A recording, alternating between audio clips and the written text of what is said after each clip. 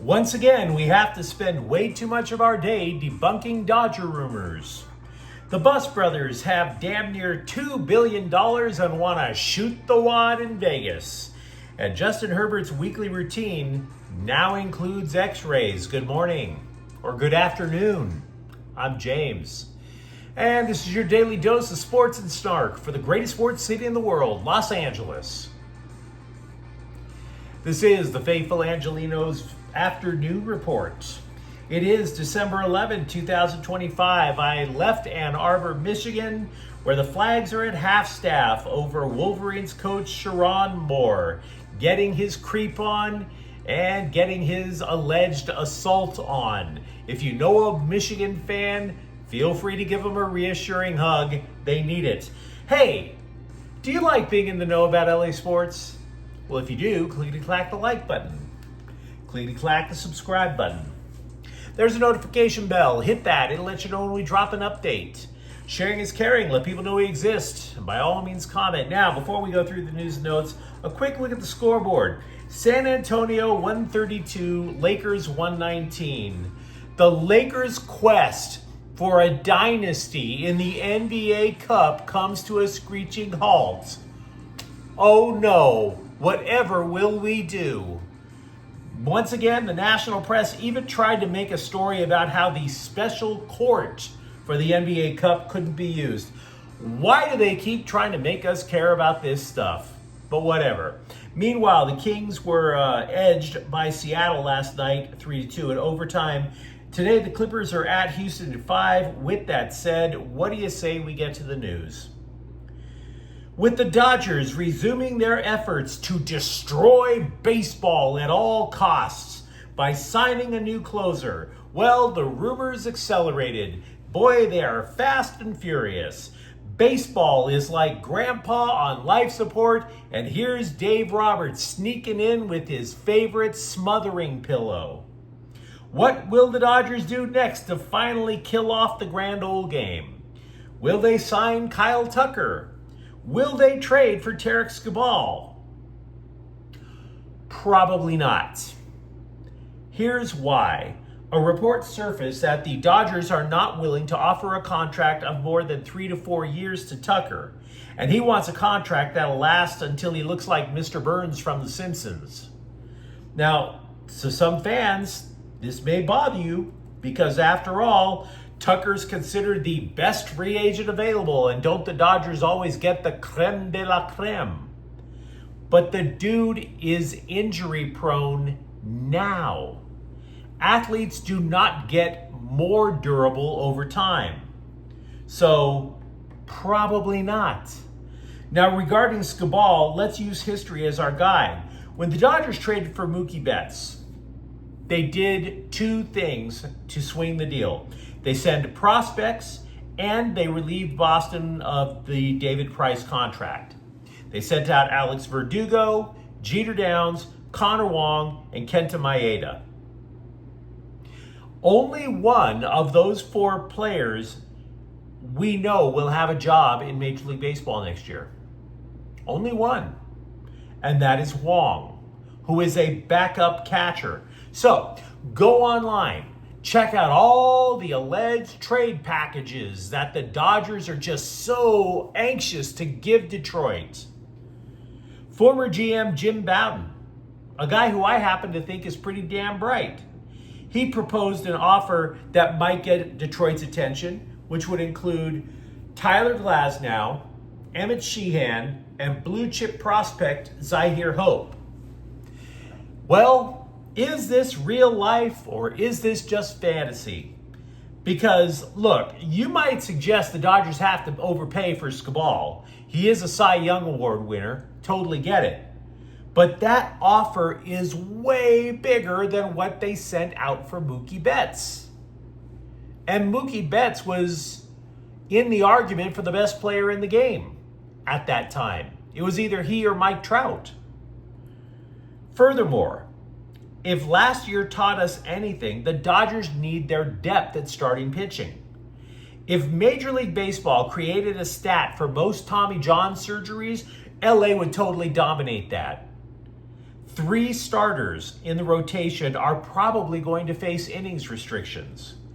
They'd also like to keep their Japanese starting pitchers going out just once a week because that's the custom in Japan.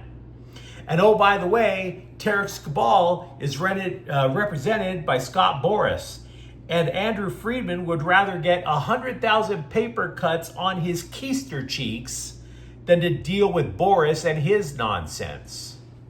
So, don't get me wrong, Edwin Diaz is a get, but you're not getting all the names on this board, guys.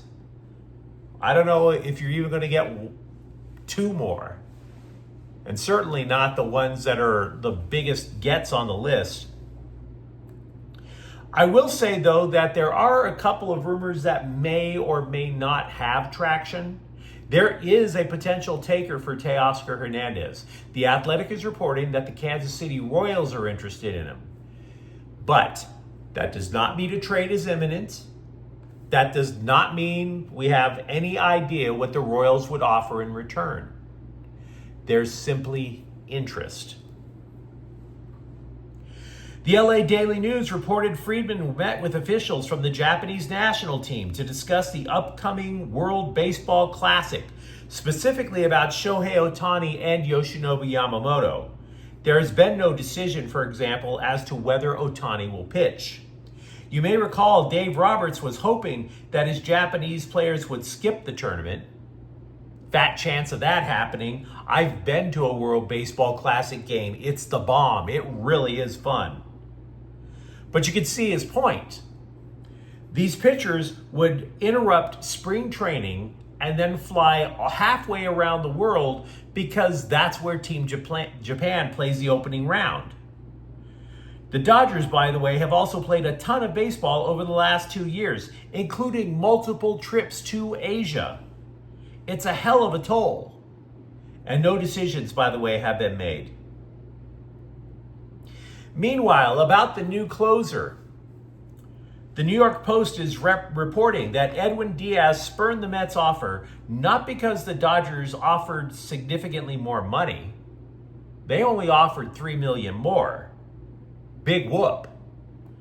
Diaz, though, was recruited by his brother Alexis, which is something that we speculated on this channel yesterday.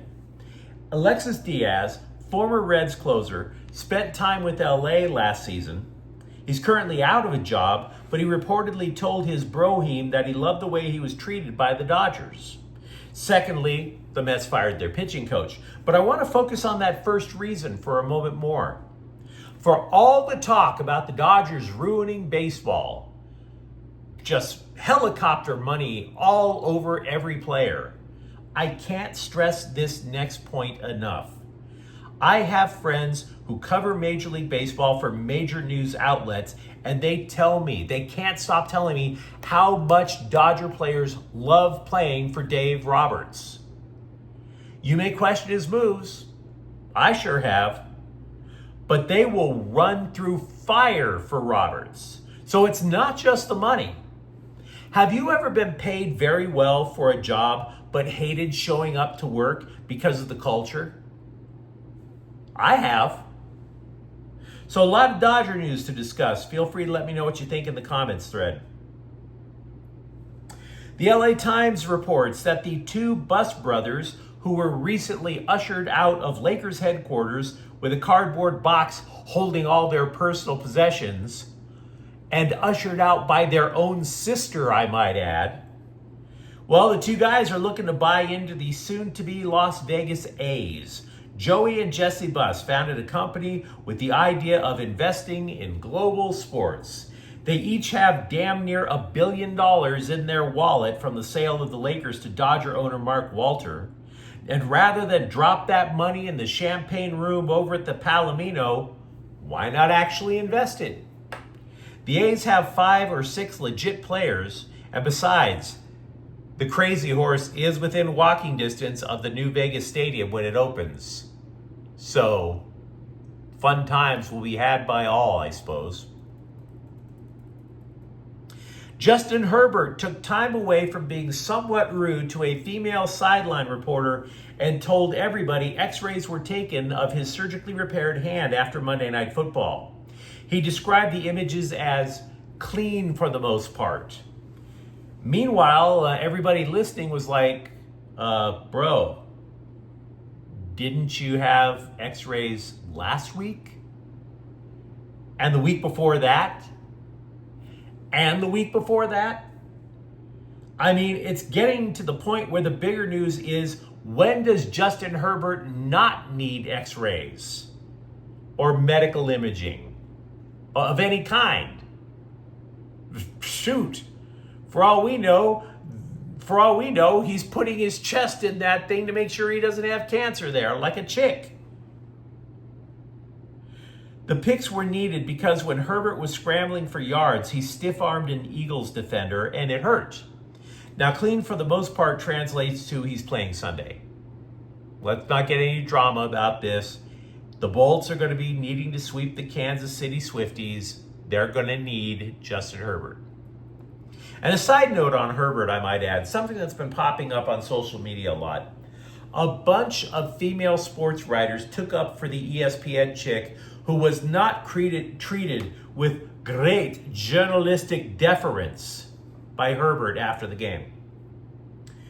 To which I say, nobody gets treated with great journalistic deference. You're not special. Athletes crap on sports writers all the time. You should have seen the way athletes treated me and the male scribes when I was covering the pros. Off the top of my head, I got clowned by Pat Riley.